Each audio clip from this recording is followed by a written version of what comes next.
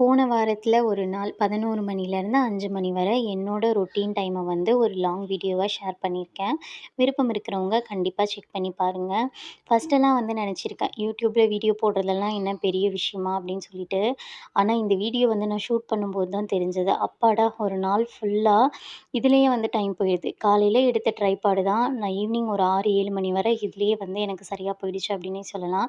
குழந்தைய கூட சரியா பார்க்க முடியல. இத வந்து நான் கன்டின்யூ பண்ணுவேனா அப்படின்னா, கண்டிப்பா குவிட் பண்றதுக்கு நெறைய சான்சஸ் வந்து இருக்கு.